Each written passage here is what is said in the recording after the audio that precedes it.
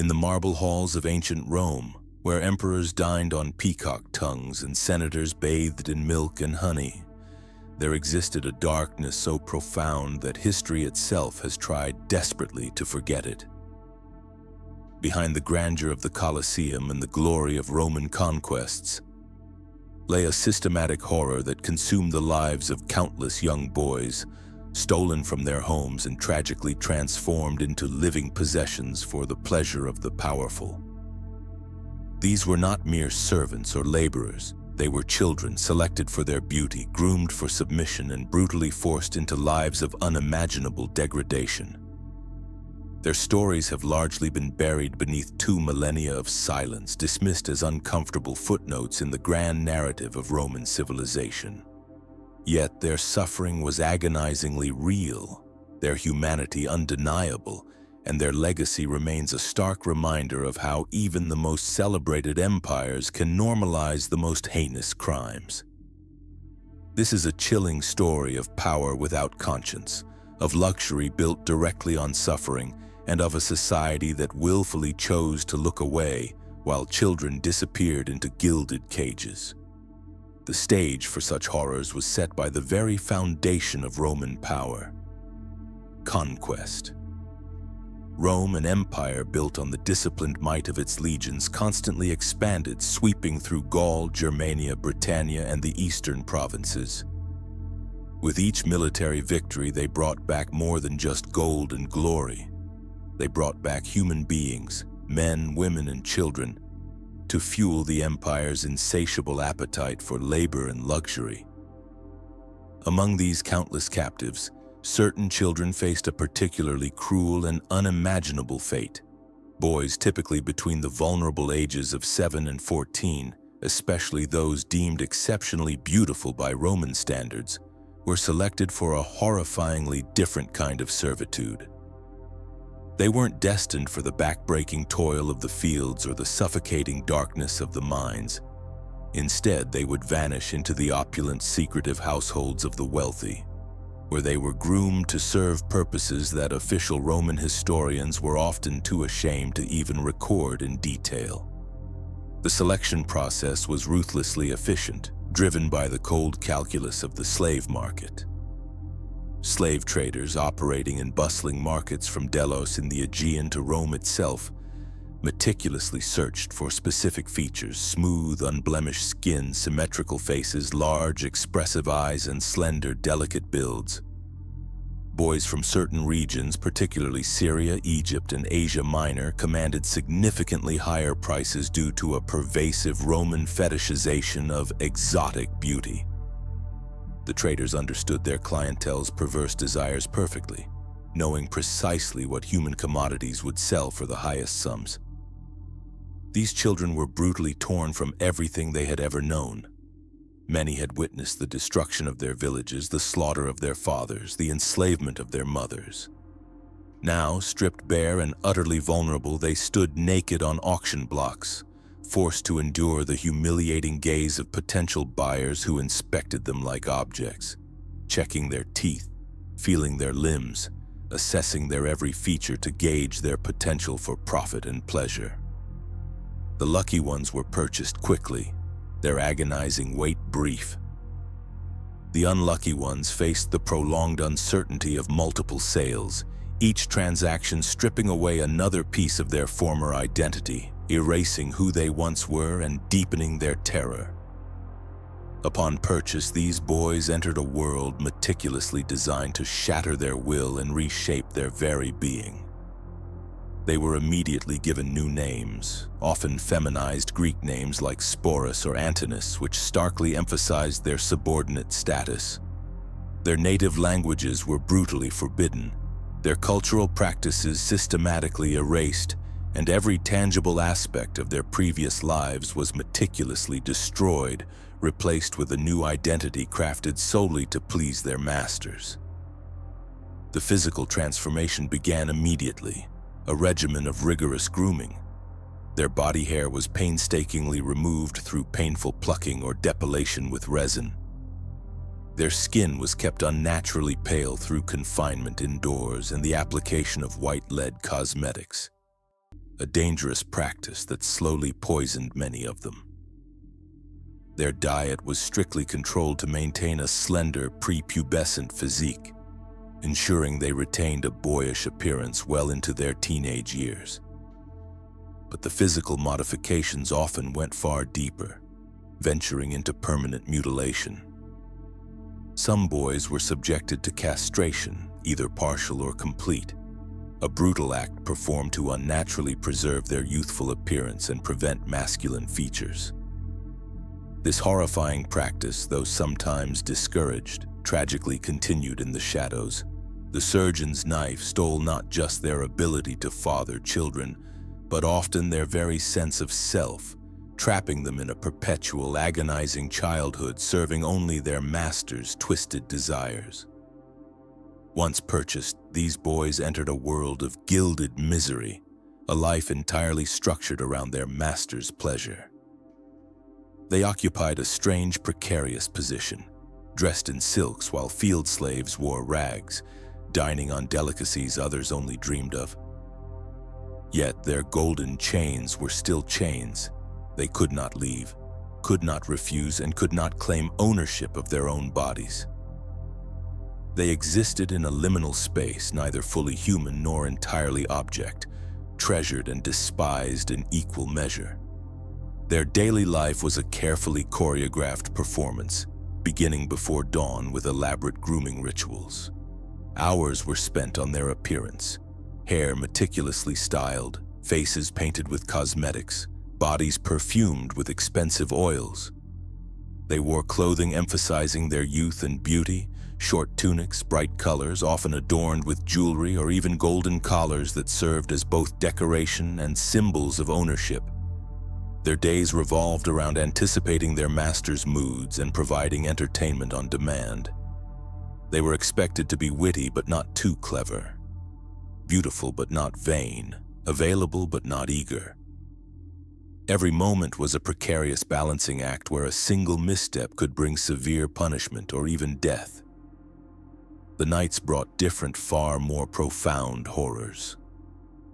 Historical sources constrained by the taboos of their time speak in euphemisms, but archaeological evidence and medical texts make chillingly clear that these boys endured systematic sexual abuse.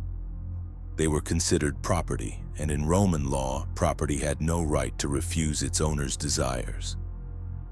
The physical and psychological trauma of these repeated violations left deep, festering scars that no amount of silk or gold could ever hide, forever marking them as victims of an unspeakable cruelty sanctioned by law and custom.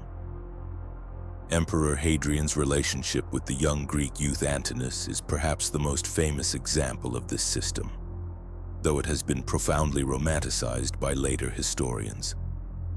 Antinous, a youth of extraordinary beauty, became Hadrian's constant companion when likely no more than 13. For 7 years, he traveled extensively with the emperor, sharing his bed and his table until his mysterious death in the Nile at age 19 or 20. Hadrian's grief at Antinous' death was spectacular. He founded cities in the boy's name, commissioned countless statues, and even declared him a god, an almost unheard of divine honor for a non-royal. But we must critically question the true nature of this love story and the power dynamics at play. What genuine choice did Antinous, a captured or purchased boy, have in this relationship? Could a child entirely dependent on his master truly consent to becoming his lover? The power imbalance was absolute and terrifying. To refuse the emperor meant certain death or brutal punishment. To accept meant survival, comfort, and luxury, but at the cost of one's very autonomy and self. The historical Antinous remains largely a cipher, his true feelings lost. We have Hadrian's grief, but not Antinous' voice. Like so many boy concubines, he exists only as a reflection of his master's immense power and desires, his humanity tragically obscured by myth-making. Even Antinous, despite his favored position, was exceptionally fortunate. For every Antinous who dined with emperors, thousands of nameless boys suffered unimaginable degradation in lesser men's villas. Their stories never recorded, their fates never mourned. Perhaps most disturbing was how Roman society normalized this systematic abuse. Wealthy men openly displayed their boy concubines at public events, a stark symbol of status. Poets wrote verses mockingly or admiringly comparing their beauty to flowers, utterly devoid of any recognition of their suffering. Artists depicted them in frescoes, forever frozen in poses of submission. What modern eyes would instantly recognize as child abuse was, in ancient Rome, tragically treated as a mere lifestyle choice, a mark of sophistication and wealth. The psychological mechanisms that allowed this horrifying normalization are chillingly familiar to students of systemic oppression. The boys were systematically dehumanized through language itself, casually referred to as deliciae, delights, or pueri, boys, regardless of their actual age or suffering. Their immense pain and trauma were minimized or entirely ignored. Any signs of distress, depression, or even desperate attempts at self-harm or escape were dismissed as mere character flaws or insubordination, rather than natural responses to unimaginable abuse. While some Romans did voice opposition to these practices, it was often for the wrong, self-serving reasons. Stoic philosophers, for instance, worried that indulgence with slave boys made free-born men soft and effeminate. Moralists expressed concern for the spiritual corruption of free-born Roman youth who might be tempted to emulate the appearance and behavior of concubines. The agonizing suffering of the slaves themselves, however, rarely entered the discourse. They were seen as instruments of moral corruption rather than victims desperately deserving of protection.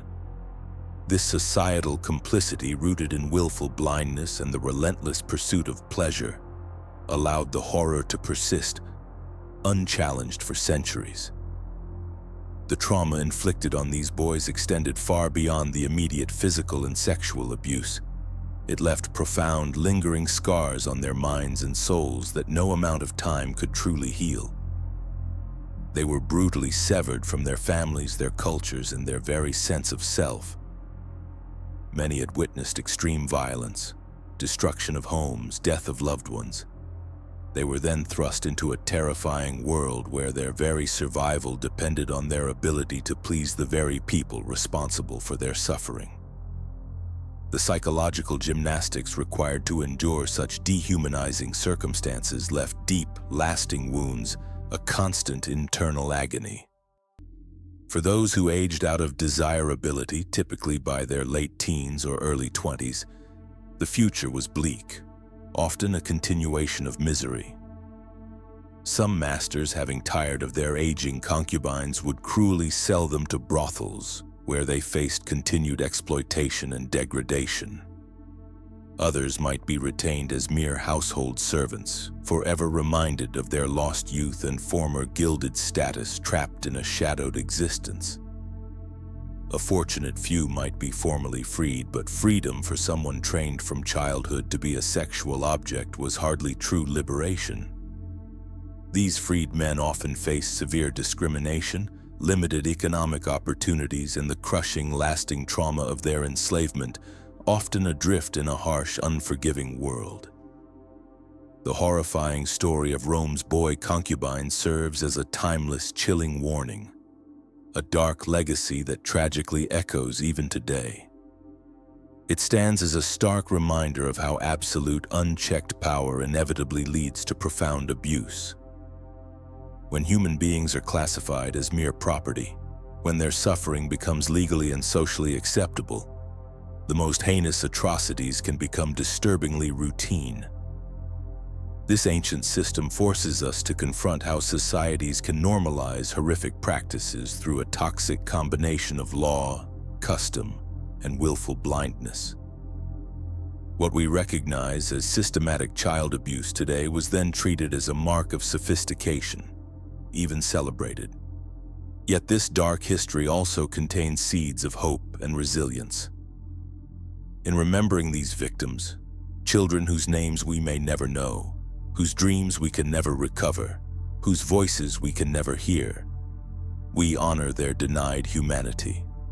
Their lives, reduced to monetary terms, serve as a harrowing reminder that true societal progress is measured not by monuments or conquests, but by how a society treats its most vulnerable members. This understanding compels us to examine our own complicity in similar systems today. How many products in our homes are made by exploited children? How many children globally still lack protection from exploitation, their voices silenced by poverty, powerlessness, or the indifference of those who could help? The Roman elite looked away from the suffering in their midst. We must ask ourselves what suffering we choose not to see in our own world. The story of Rome's boy concubines is not just ancient history. It is a mirror held up to human nature itself. It reveals how easily civilized people can participate in barbarism when that barbarism is profitable and socially accepted. It reminds us that progress is not inevitable. Civilizations can be technologically advanced, yet morally bankrupt. This tale is a powerful call to action, to remember the past, to fight the present, and to protect the future. If this chilling, in-depth tale of Rome's hidden horrors and the brutal price of beauty left you unsettled and eager for more dark, unexplained histories and profound human mysteries, please do hit that like button. Share this video with someone who appreciates the darker, more profound truths of the past. And don't forget to subscribe to Tales of Tortures and turn on notifications so you never miss another journey into history's most compelling, terrifying, and illuminating stories. Stay tuned.